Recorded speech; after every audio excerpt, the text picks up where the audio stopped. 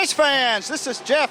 We're on Racers Reunion TV on RacersReunion.com at the Little Guy Nostalgia Nashville's in Virginia Motorsports Park. And I got Dean Sox with me. Dean, how you doing today, buddy? I'm doing great, thank you. Hey, man, it's great to have you on here, man. I saw you out there messing around with the car and watched you go down the track, and it's really cool to see you guys out here and see you doing this, and I'm absolutely honored to have you on as a guest. Well, thank you very much. It's a privilege to be here.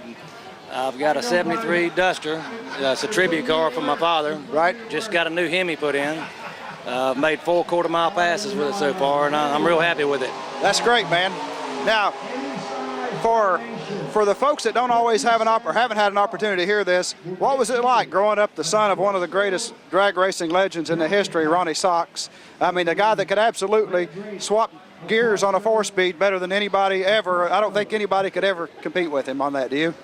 No, nobody ever will, and it was a lot of fun because I always had the fastest mini bikes, fastest motorcycles, always too big for me. And I was always in the way at the drag strips. You know, I really wish I would have been older at that time. Right. Because I could have got started, you know, a lot younger. But when I graduated from high school in 1980, went racing full-time with him, won the world championship, helped win 2 world championships with my father, and I'm just wanting to keep the colors going down the track as long as I possibly can. Hey, from an old school fan like myself, it's really good to see those colors going down the track, man. That's great for you guys to keep those things up, and the other people who've gone out and found those cars and brought them back to life. That's awesome. There's some beautiful cars. You know, Todd Warner's got some beautiful cars. They take good care of them. The red, white, and blue colors are so clean, and you know, the way Dad come up with those colors was in '64 when he won his first national event in the '64 Comet. He was out in California seeing the red, white, and blue car that he liked the color scheme. So when he come back, Buddy was gone, and he painted the car red, white, and blue before Buddy got back, and that's where the colors got started. That's cool. Now tell me, how much? Gosh, I'm stuttering today, man.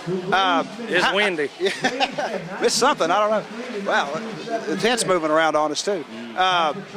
Do you do a lot of these types of events? You guys get a chance to get out much? I don't get to run as much as I like. My wife and I have a restaurant in Mount Olive and keeps us pretty busy. I've been doing work for the last couple of years through the winter trying to improve the car. I just got the new Hemi.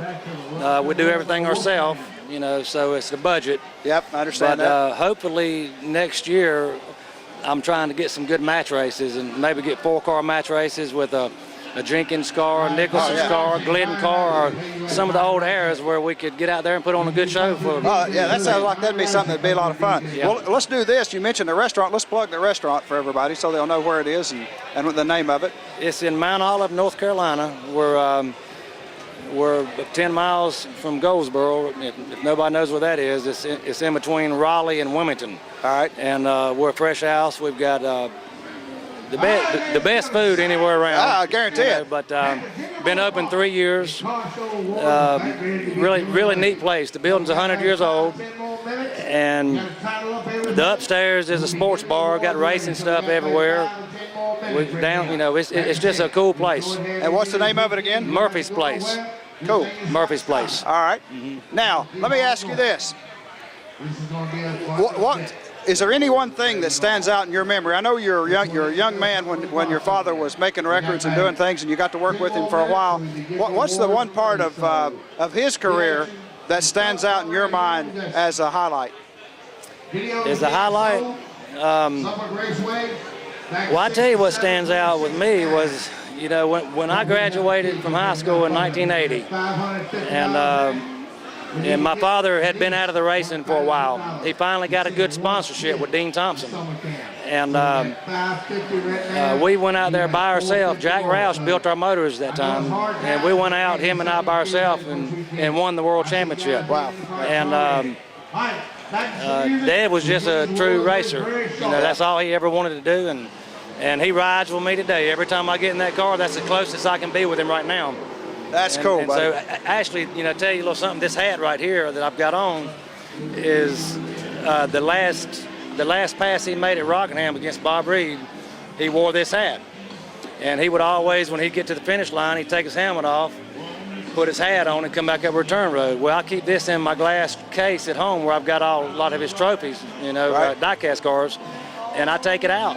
When I go racing, I put it in the car and I wear it. When I take it home, I put it back in the case. That's a great story. You know? That's awesome, buddy. That's cool. Well, listen, Dean, it's great having you here. I appreciate you coming over and sharing some of your stories with us, and look forward to seeing you go down the track again, man. Thank you very much, and it's a pleasure meeting you. Hey, pleasure meeting you. Ladies and gentlemen, Dean Sox right here on Racers Reunion TV.